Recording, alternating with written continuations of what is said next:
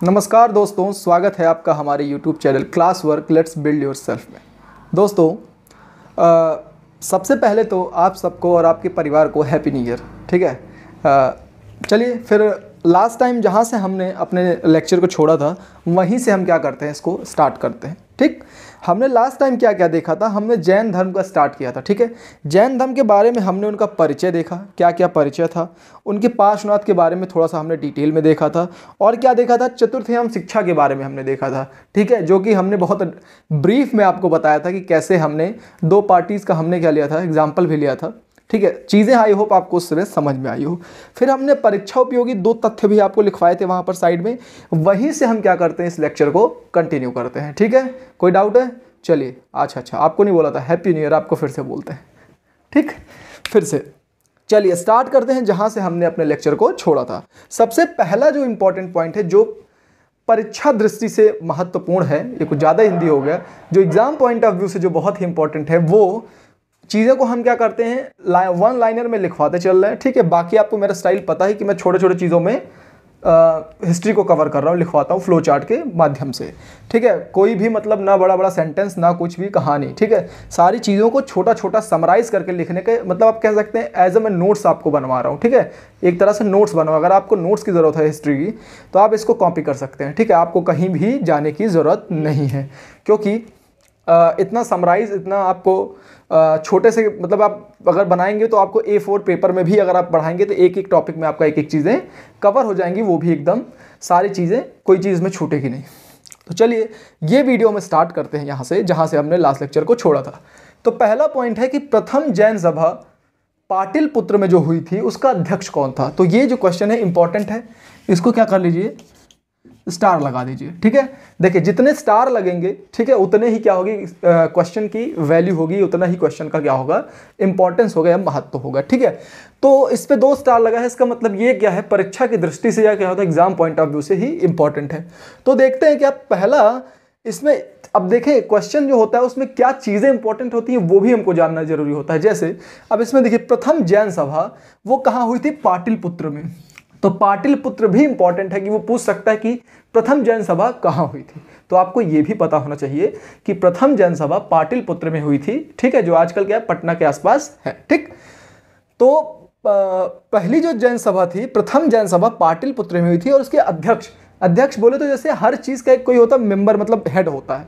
जैसे ही आपके यहाँ अगर कोई कभी शायद आपके साथ ग्रुप होता होगा या फिर आपके यहाँ मैच होती है। ठीक है, मान लीजिए ठंडियों का मौसम है, टूर्नामेंट या क्रिकेट होता होगा आपके आसपास गलियों में, तो उसमें एक आदमी होता होगा ना, वो जो हेड होता होगा। हेड कहने का मतलब ये कि जैसे वो क्या करता होगा, चीज़ों को अरेंज करता होगा कि हाँ ये टीम मेंबर रहेंगे, इनको ले लेते हैं, बैट किसके पास है, वो बैट भी कहीं से ला के जुगाड़ करेगा, बॉल भी लाएगा, वो गाड़ियाँ भी इकट्ठी करेगा कि वहाँ टूर्नामेंट खेलने जाना है, वहाँ टूर्नामेंट खेलने जाना है। तो मतलब जो चीज़ों को क्या करता है, अपने हिसाब से क्या करता है, जो चीज़ों में अरेंजमेंट लाता है, जो चीज़ों को अरेंज करता है, ऑर्गेनाइज करता है, वो क्या होता है, अध्यक्ष होता है।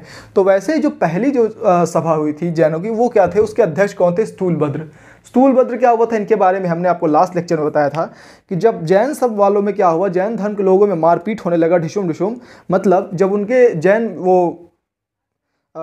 जब उनकी लड़ाई होने लगी तो वो 2 भागों में डिवाइड हो गया था। मैंने बताया था जब झगड़ा हुआ था सपा प्रसपा 2 बन गए थे। ठीक है, साइकिल और कुंजी, है ना। तो वैसे ही जब इसमें लड़ाई हुई तो स्थूलभद्र और भद्रबाहु 2 लोग हो गए थे। तो जो पहला था, पहला जो भाई हेड वही बनेगा जो थोड़ा पावरफुल होगा। ठीक है, जिसके मतलब थोड़ा पकड़ होगी लोगों में। तो हेड कौन बन गया, स्थूलभद्र। कौन बन गया, स्थूलभद्र। ये जो क्वेश्चन है बहुत इंपॉर्टेंट है, इसको आप स्टार जरूर लगा लीजिए। फिर उसी के साथ जो सेकंड पॉइंट है वो क्या है, सेकंड पॉइंट है कि सेकंड जैन सभा मतलब द्वितीय जैन सभा जो कहाँ हुई थी, बल्लभी में हुई थी। कहाँ हुई थी, बल्लभी हुई। ऐसे ही क्वेश्चन में पूछेंगे कि सेकंड जैन सभा कहाँ हुई थी, पाटलिपुत्र, बल्लभी, ऐसे 3-4 नाम दे देंगे और आपसे ऑप्शन को पूछ लेंगे। तो सेकंड जैन सभा कहाँ हुई थी, बल्लभी में, और उसका अध्यक्ष कौन था। ठीक है, तो उसका अध्यक्ष कौन था, देवार्षिगण या क्षमा श्रमण। ठीक है, ये क्या थे उस समय, अध्यक्ष थे जो सेकंड जैन सभा हुई थी। ठीक, अगला पॉइंट है कि जैन साहित्य को क्या कहा जाता है। जैन साहित्य को कहा क्या जाता है, तो जैन साहित्य को क्या कहा जाता है, आगम। क्या कहा जाता है, आगम। और आगम का मतलब क्या होता है, सिद्धांत। सिद्धांत मतलब प्रिंसिपल, जैसे कुछ रूल्स होते हैं ना, जैसे हर देखेंगे आपकी हर संस्था की कोई ना कोई प्रिंसिपल्स होते हैं, रूल्स होते हैं। तो वैसे ही क्या था, जैन साहित्य क्या था, उनका क्या था, सिद्धांत थे, उनके आगम थे, आगम को सिद्धांत कहते हैं। ठीक है, अगला पॉइंट है कि पार्श्वनाथ का प्रतीक चिन्ह क्या था। जैसे हर आदमी का एक क्या होता है, लोगो होता है, ठीक है ना, हर आदमी का एक प्रतीक चिन्ह था, हर आदमी का हर एक कंपनी का लोगो होता है। जैसे एप्पल का आप देखेंगे कटा हुआ सेब, ठीक है, सैमसंग में वो अपना पूरा नाम भी लिख देते हैं, ठीक है, रियलमी में आर बना देते हैं, जैसे बड़े बड़े ब्रांड्स में, ठीक, एडिडास में से 3 लाइनें बना देते हैं, पूमा में शेर बना दिया। तो हर आदमी का क्या था, हर ब्रांड की एक लोगो होती है। तो वैसे ही जो पार्श्वनाथ थे उनका जो प्रतीक चिन्ह था, मतलब अगर वो देख लो समझ लो ये यहाँ पर हैं, ठीक है ना, झंडा वंडा लेके चल रहे तो उस पर वो छपा रहता है, तो उसका मतलब वही उसके पीछे बैठे हुए हैं, ठीक है ना। तो वैसे ही जो पार्श्वनाथ थे उनका जो प्रतीक चिन्ह था सांप, क्या था, सर्प। देखिए मैंने बनाने की कोशिश किया है, थोड़ा छोटा है अभी, बच्चा है सर्प, ये अभी बाद में बड़ा हो जाएगा। तो इनका क्या प्रतीक चिन्ह था, सर्प था। चलिए अगला पॉइंट क्या है, आजीवक संप्रदाय के संस्थापक। आजीवक संप्रदाय के संस्थापक कौन थे? तो सबसे इंपॉर्टेंट इसमें यह है कि आजीवक संप्रदाय, ठीक है, इसके बारे में डायरेक्टली पूछ लेंगे कि आजीवक संप्रदाय के संस्थापक कौन है। ये क्वेश्चन पूछा जा सकता है, ये रिपीटेड है, प्रीवियस ईयर एसएससी के एग्जाम्स में पूछा गया है। तो इसके संस्थापक थे मक्खल गोसाल। कौन थे? मक्खल गोसाल। आई नो ये थोड़ा सा अजीब सा वर्ड है, लेकिन आप इसको एक बार ध्यान लीजिए, मक्खन याद कर लीजिए, मक्खन, ठीक है ना। मक्खन कहाँ मिलता है? गौशाला, मतलब जहाँ पर गाय होती हैं, तो वहीं से मक्खली गोसाल ऐसे याद कर लीजिए। मक्खन गौशाल, ठीक है, गौशाले से मिलती है, तो वैसे ही मक्खली गोसाल ऐसे याद कर लीजिए, ठीक है, आपको चीज़ें याद होगी। मतलब आजीवन आपको मक्खन कहाँ से मिलेगा? गौशाला से मिलेगा। गौशाला में क्या होती है? गाय होती है, वहीं से मिलती है, तो वैसे ही आजीवक संप्रदाय मक्खली गोसाल यहाँ से मिलेगा, ठीक। तो ये टॉपिक जो था हमारे एग्जाम पॉइंट ऑफ व्यू से बहुत इंपॉर्टेंट था, ये ऊपर का हिस्सा, ठीक, आपने इसको देख ही लिया है। अब चलिए स्टार्ट करते हैं हम थोड़ा सा जो इंपॉर्टेंट लोग हैं उनके बारे में। जैसे महावीर स्वामी, अगर आप देखेंगे एग्जाम में, कोई भी एग्जाम हो, सबसे ज़्यादा बौद्ध धर्म, उसके बाद जैन धर्म से ही पूछा जाता है।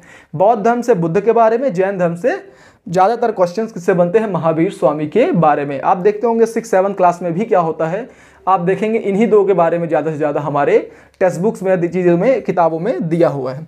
तो महावीर स्वामी के बारे में जो चीज़ें ज़्यादा इंपॉर्टेंट है, खास करके इनके बारे में, जो इनके ही इर्द गिर्द घूमती हैं चीज़ें, उनको हम क्या करते हैं, एक सरसरी निगाह से देखते हैं। अगर आप चाहें तो इसको नोट भी कर सकते हैं। और देखिए यहाँ पर 3 स्टार लगा हुआ है, ठीक है। 3 स्टार्स का मतलब ये क्या होता है कि परीक्षा की दृष्टि से, एग्जाम पॉइंट ऑफ व्यू से ये बहुत ही इंपॉर्टेंट है, आप इसको थोड़ा सा ध्यान रखेंगे। चलिए तो पहला स्टार्ट करते हैं इनका जन्म। कोई बड़ा महापुरुष होते हैं, कोई भी बड़े लोग होते हैं, सबसे पहले क्या चीज़ें होती हैं, उनके जन्म के बारे में जरूर आप याद रखिए, ठीक है, वो जरूर पूछ लेते हैं डायरेक्टली। तो इनका जो जन्म हुआ था 599 ईसा पूर्व में हुआ था। कितना हुआ था? 599, ठीक है, ऐसे याद कर लो, 599 मतलब 600 में एक कम, ठीक है, 600 में एक कम ईसा पूर्व में क्या हुआ था, इनका जन्म हुआ था, ठीक है। कब हुआ था? 599 ईसा पूर्व में।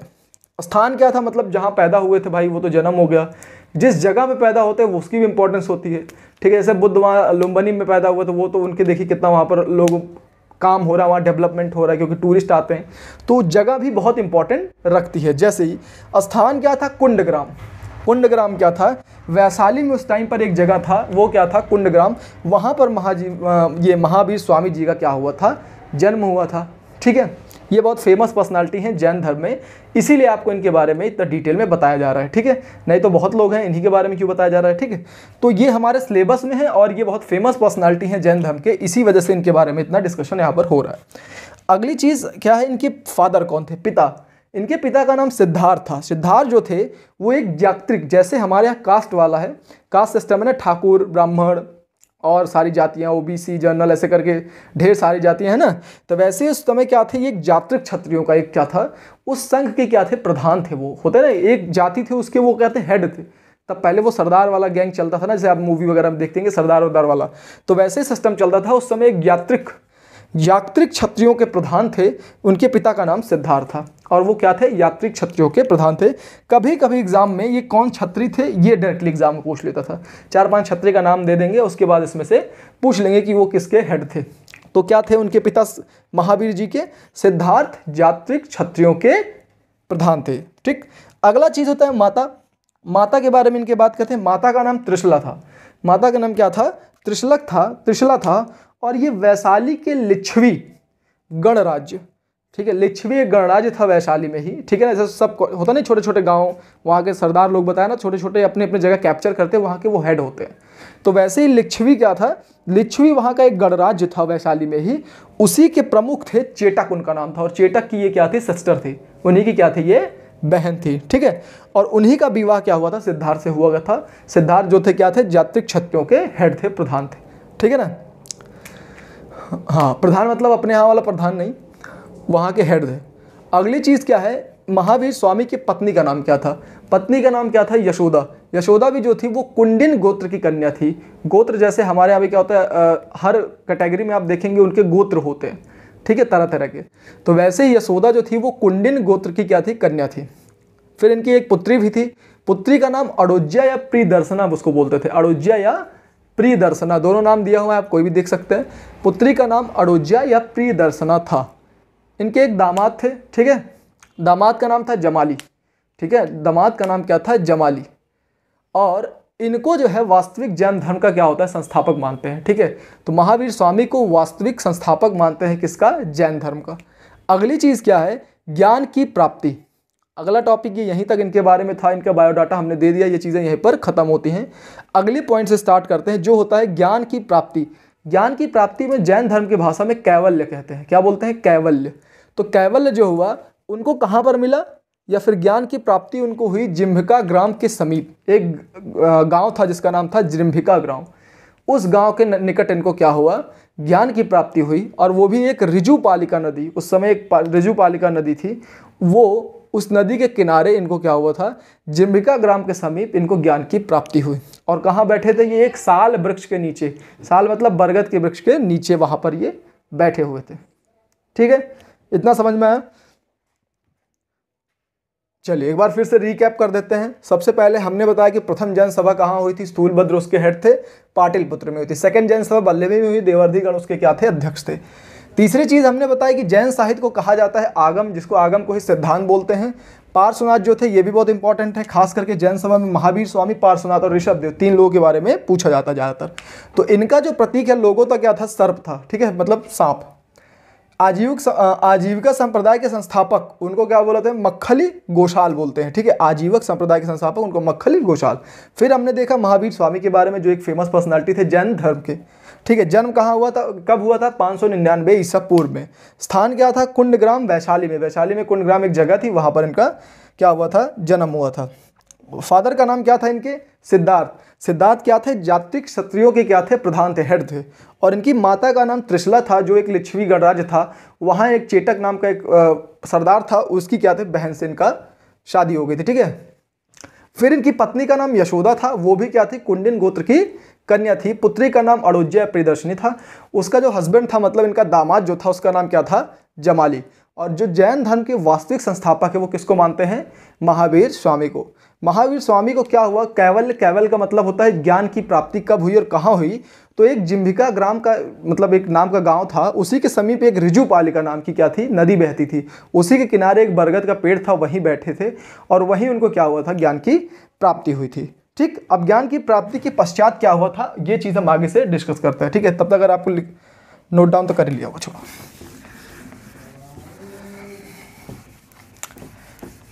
इतना दिन बैठने के बाद उनको ज्ञान प्राप्त हुआ। अब ज्ञान क्या प्राप्त हुआ, वही चीज़ हम यहाँ पर आगे देखने वाले हैं।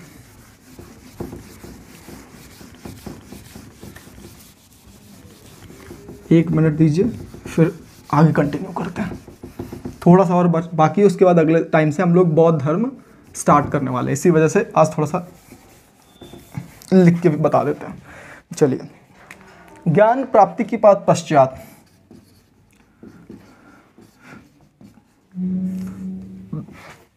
क्या था, हाँ, ज्ञान प्राप्ति।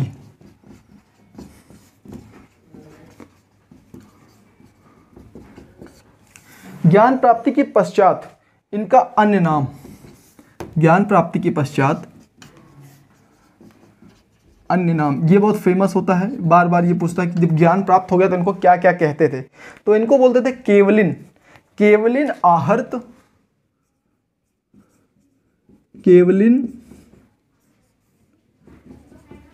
आहर्त, और एक चीज और बोलते थे, एक सेकंड, जिन तथा निर्ग्रंथ, जिन तथा निग्रंथ। ठीक है, इतना नाम इनको बोलते थे। ठीक है, जब ज्ञान इनको मिल गया बरगद के पेड़ के नीचे वहाँ उस नदी के किनारे, तब इनको ज्ञान प्राप्त हो गया। उसके पश्चात इनके और ढेर सारे नाम फेमस हुए।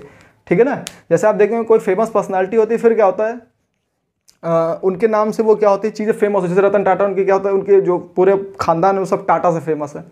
ठीक है, अंबानी सारे अंबानी से। तो उनके जो ऐसे ही क्या था कि जब ये फेमस हो गए, जब इनका ज्ञान प्राप्त हो गया, तब इनको केवलिन, आहर्त, जिन और निग्रंथ नाम से क्या हो गया, ये और फेमस हो गए। इनको और इस नाम से पुकारा जाने लगा। ठीक है, इनके प्रथम शिष्य कौन थे? इनके प्रथम शिष्य मतलब चेला, प्रथम शिष्य, इनका पहला जो स्टूडेंट था वो कौन था? जमाली। इन्हीं का क्या था? दामाद था। क्या था? दामाद। वो प्रियदर्शना का जो हस्बैंड था उसका नाम था जमाली। इनकी जो पुत्री थी उसी का हस्बैंड था जमाली। और ये इनका क्या हुआ? पहला स्टूडेंट हुआ, इनका शिष्य हुआ। ठीक है, फिर इन्होंने क्या किया, एक चीज़ और ऐड की। इन्होंने क्या किया? महावीर स्वामी ने, हमने आपको बताया था चतुर्थ्याम शिक्षा, चतुर्थ्याम शिक्षा के बारे में हमने आपको बताया था। क्या क्या था? सत्य, अहिंसा, आस्तेय और अपरिग्रह। 4 आइटम था ना, 4 आइटम, सत्य, अहिंसा, आस्तेय और अपरिग्रह। उसमें इन्होंने एक चीज और ऐड किया। क्या ऐड किया? ब्रह्मचर्य। चतुर्थ्याम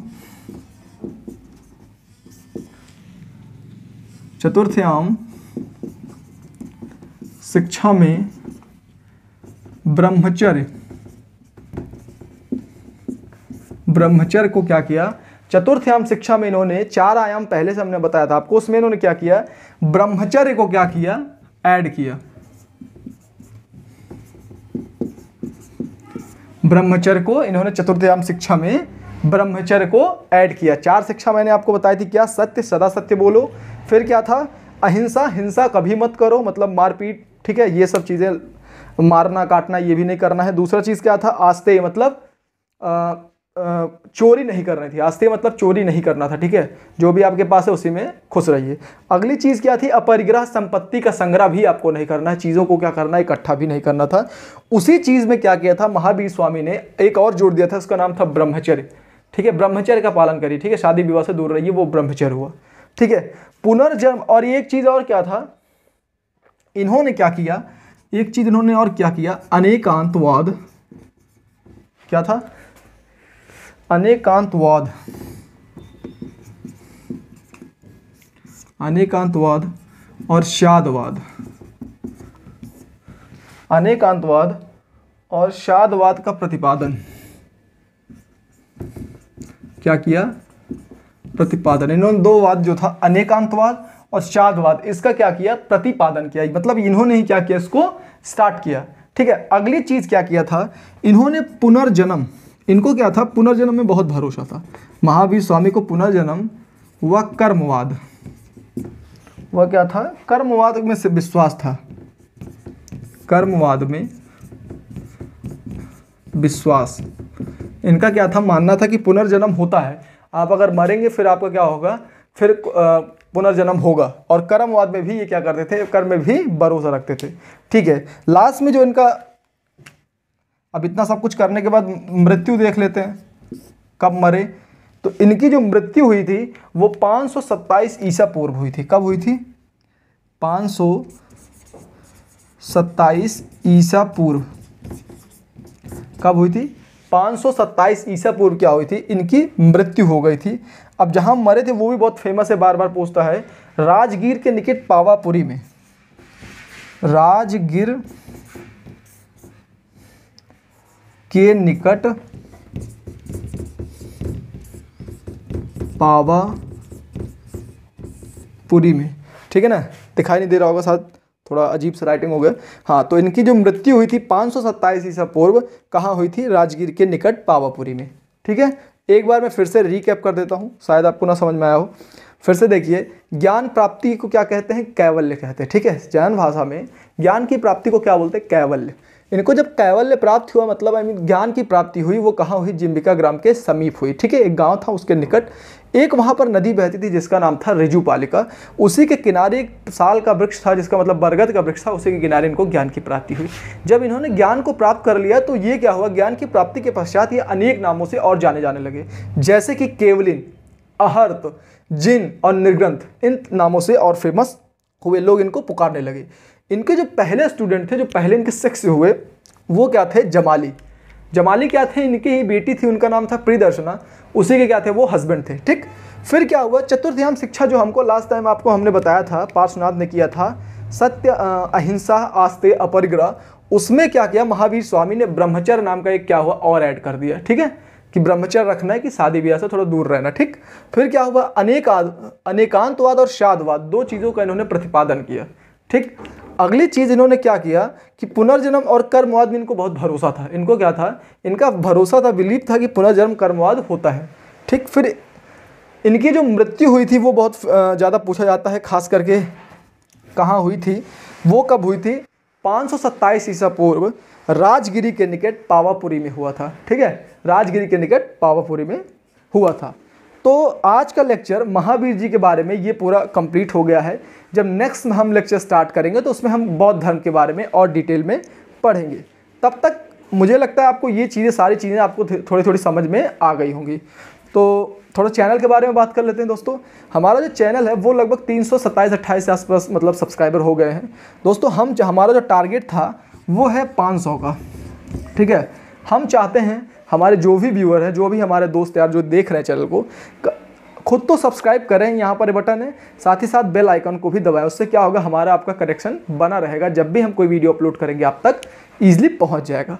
साथ ही साथ आप जो है चैनल को देखते रहिए, ऐसे ही अपना प्यार और सपोर्ट बनाए रहिए। खुद तो सब्सक्राइब करिए अपने आसपास के बच्चों को, जो जानते हैं, जो पढ़ने के मतलब चाहते हैं लेकिन उनके पास पैसे वैसे नहीं हो, तो ये यूट्यूब चैनल पूरा बेसिकली पूरी तरह से फ्री है। आपको फ्री ऑफ कॉस्ट सारी चीज़ें इस पर पढ़ाई जाएंगी। ठीक है, और चैनल को सब्सक्राइब करिए और नया वर्ष की हार्दिक शुभकामनाएं फिर से आपको। Happy new year.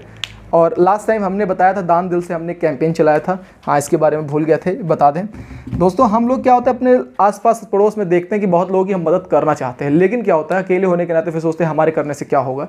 ऐसे बहाने देके अपने आप को सेटिस्फाई करते हैं और सोचते हैं कि हम अकेले क्या कर सकते हैं। इसीलिए हमने एक कैंपेन चलाया था जिसका नाम था दान दिल से। हमने आपको बताया था डे 1 से दान दिल से। इसमें हमको क्या होगा? जो भी पैसा आपसे मिलेगा अपनी तरफ से लगाकर साल भर में एक बार हम लोगों की क्या करेंगे? मदद करेंगे। हम जानते हैं कि हम ज़्यादा लोगों की मदद तो नहीं कर सकते हैं, लेकिन कम से कम 2-4 लोगों की तो मदद कर ही सकते हैं। ठीक है, और इसी उम्मीद के साथ मतलब इसी मतलब लक्ष्य के साथ हम लोग इस पर काम कर रहे हैं। जो भी हमको पैसा मिलेगा वो हम क्या करेंगे? लोगों की मदद के लिए काम में लगाएंगे। तो आपसे रिक्वेस्ट है कि जो भी आप मदद करना चाहें इस नंबर पर आप भेज सकते हैं। ठीक है, 9454515319। ठीक है, नंबर आपको मिल जाएगा। आप इस नंबर पर कोई भी अमाउंट, ऐसा नहीं है कि अमाउंट अब 1000, 2000 या 500 भेजिए तभी कोई मतलब बड़ा वो हो रहा है। चैरिटी यहाँ पर कोई कंपटीशन नहीं है। आप 2 रुपये, 10 रुपये, 5 रुपये जो भी अपने दिल से भेज सकते हैं, इसीलिए इसका नाम है दान दिल से। जो भी आप दिल से करें वही करिए, कोई जोर ज़बरदस्ती नहीं है। आई होप आपको ये वीडियो समझ में आया हुआ है, मतलब थोड़ा बहुत तो समझ में आया गया हो ओवरव्यू। ठीक है, तो आशा करते हैं कि आपको आगे आने वाली वीडियो भी और भी अच्छे मिले। ठीक है, थोड़ा सा हम क्वालिटी बढ़ा भी रहे हैं। तब तक के लिए थैंक यू सो मच और हैप्पी न्यू ईयर।